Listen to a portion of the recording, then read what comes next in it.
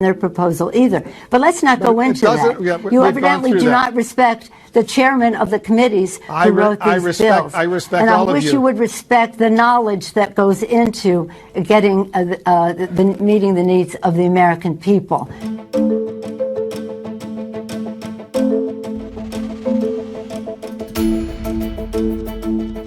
But again, you've been on a jag defending the administration all this time with no knowledge of the difference between our two bills. And I thank you for giving me the opportunity to say that to you in person. Right. Madam Speaker, these are incredibly difficult times right now, and we'll leave it on that note. Thank you so much for joining us. We'll leave it on the vote that you are not right on this, Wolf, and I hate to say that to you. But I feel confident about it, and I feel confident about my colleagues, and I feel confidence in my chairs. It's not about me. It's about millions of Americans who can't put food on the table, who can't pay the rent. And we represent them. And we represent them. Getting by these long food lines that we're seeing. I know you are. We know them. I'm just saying. We represent them, and we know them.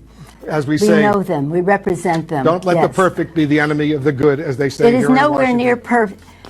Madam Speaker. Always the case, but we're not even close to the good. All right, let's see what happens, because every day is critically, critically important. Thanks so much for joining us. Thank you for your sensitivity to our constituents' needs. I am sensitive to them because I see them on the street begging for food, begging for money. Madam Speaker, thank you so much. Have you fed them? We feed them. We feed them. We'll continue this conversation down the road.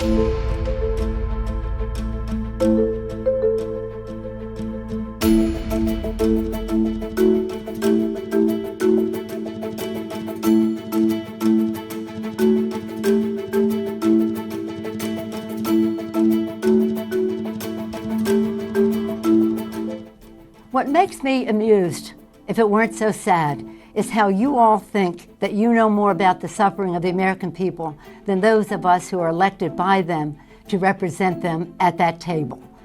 It is unfortunate that we do not have shared values with this White House, and that they have in their bill, why don't you talk about in their bill, a tax break for the wealthiest families in the country, while they cut out the earned income tax credit for the poorest families in our country and the poorest children in our country.